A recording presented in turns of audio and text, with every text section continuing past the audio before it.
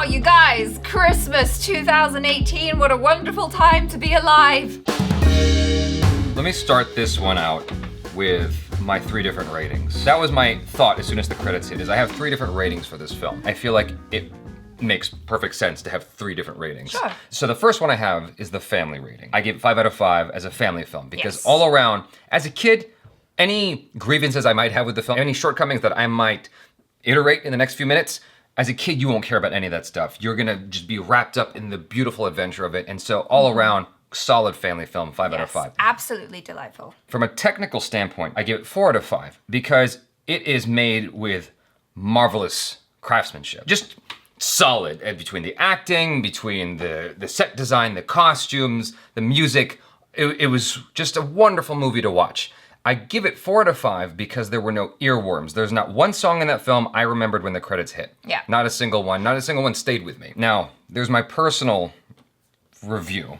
My my more critical review. Okay. I give it 3 out of 5. The reason why is because the thing that grabbed me more than anything was Emily Blunt. And anytime she wasn't singing, dancing, talking, I got a little bored.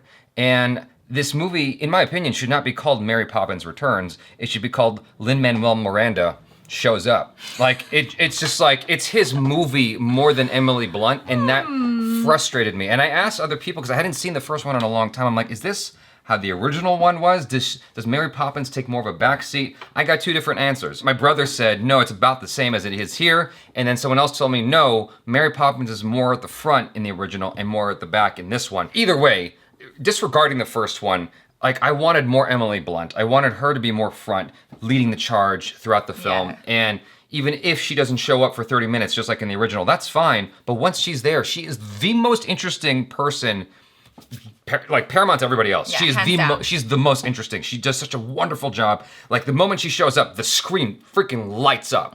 Like, she is so charismatic. She does that perfect heightened RP accent. Just everything. Yeah, she's the just facial expressions, the body language, singing. The way she moves, the way she dances. Like, she was absolutely perfectly cast as Mary Poppins. She was so delightful. Yeah. I loved her. I have not watched Hamilton, and I'm sure that it's great, but I didn't know if I was sold on Lin Manuel Miranda because the whole time, he is a one-note character. Mary Poppins throughout the film has levels to her. She's got layers. Yeah. She goes places emotionally, and not like in your face, but it's nuanced and it's there. And you see that it's not just a smile the entire time. She's not just a B word the entire time. She has variety in her personality and her behavior. And Lin Manuel Miranda the entire time is a smile like he's on a stage. I just have a huge problem with that, especially because they made him so front and center for so much of the film. Now, if he was more of a supporting character like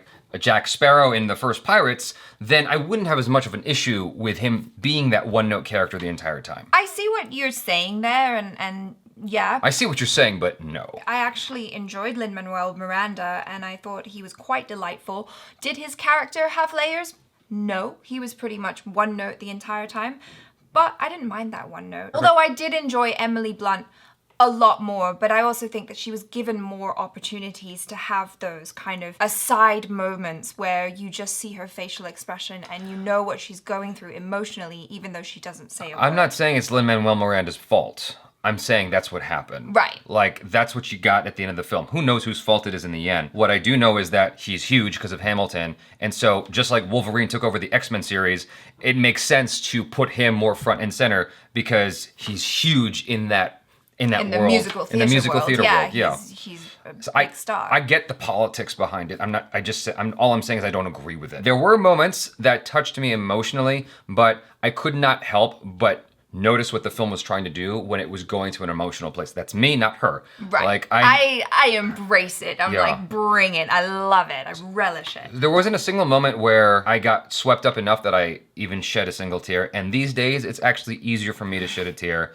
on a movie or a show or whatever. Like, I can cry and I can let it rip like my puppy just died. Like, I can really give a good cry. This one didn't hit me like that at all, but maybe it's because I'm dead inside and I'm more cynical, but I don't know. Going back to actors, I do want to point out Ben Whishaw as well. I feel like he's a very underappreciated actor, and he's absolutely fantastic as Michael Banks. He had a lot of really emotional moments that I felt were performed in a very real way, and I bought everything that he was selling, and I thought he was fantastic. Just overall, I think it was very well cast. The children were so cute and delightful. Emily Mortimer was adorable. The cameos were nice and fun as well. I have mixed feelings about Ben Whishaw. And the reason why is because when I first saw him, my first thought was, he looks young. It was in complete contrast to when Emily Blunt shows up. When Emily Blunt showed up, I'm like, she's perfect. Like, not even 10 seconds into her being on screen, I'm like, oh, she's perfect. She nails it like that. And Ben Whishaw, sorry. He just has such a young face. He's one of those people who will look like he's 20 even when he's 50. And that's just like good genes, but they should have done his makeup more or something like that, or given him some. They tried to give him a mustache. They needed to do something to give him, or maybe it's his, I don't know, something. His spirit. His body, like the way he carried himself could have been older as well. Because he felt like someone who was young and spry, not someone who had 3 kids and he was struggling with a mortgage. Like, he didn't seem like that physically. The kids were great. I thought the kids were well chosen. I wanted more focus on them in the first 20, 30 minutes of the movie.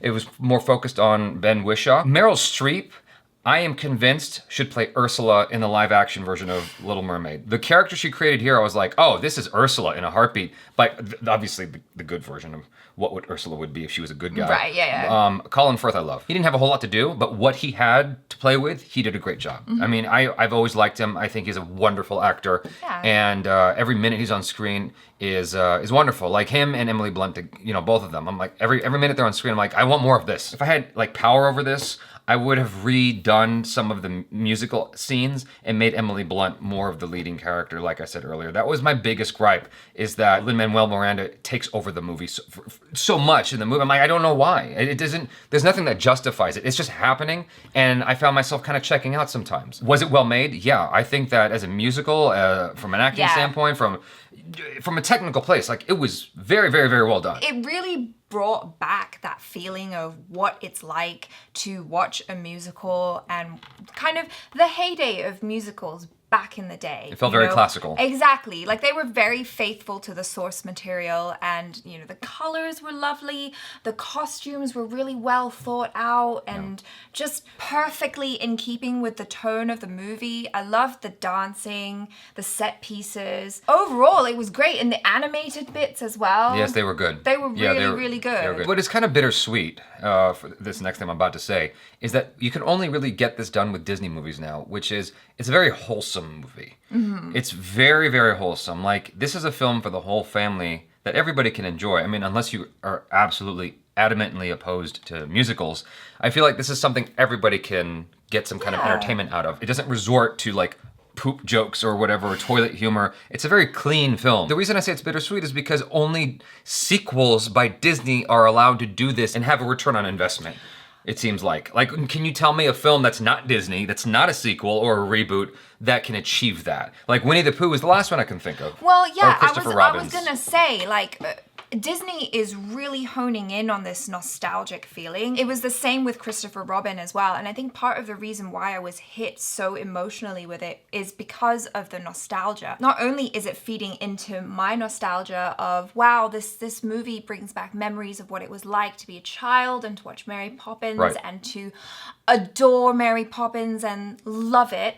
The story itself is about nostalgia and about finding that lost childhood and finding that lost happiness. So it kind of hits you on so many levels, and you're like, it's meta. Oh, I want that again. My God, what it was like, how magical it was to be a child, Right. So in that regard, it's kind of like Hook. Yes. Mary Poppins Returns is like the Robin Williams Peter Pan movie. And I loved that movie growing up as well. No, it was great. It just have those moments of like, well, I was just a kid, right? Like, none of that was real. Correct. I do appreciate that aspect of it. I'm a big fan of Hook as well. I think that this film is worth watching just for Emily Blunt alone. Yeah. Like, if for nothing else, it reminded me why I love her as an actress. I think she's so awesome. You completely forget that this is the same woman from Edge of Tomorrow. She completely disappears into this role.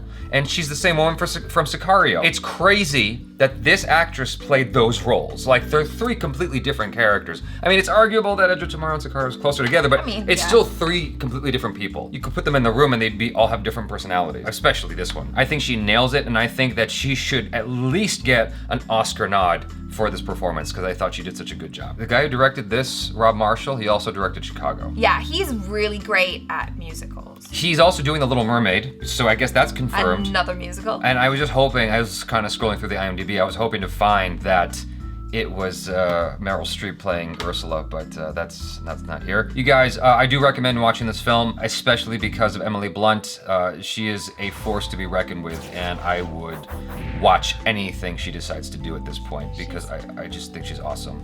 She's practically perfect in every way. Right. So you guys, thanks so much for hanging out with us. Be sure to check out ACHARA KIRK. She's on the social media. Subscribe if you haven't already. Check out our other reactions, reviews, and short films. I am Jaby Koay. This is ACHARA KIRK. Peace out.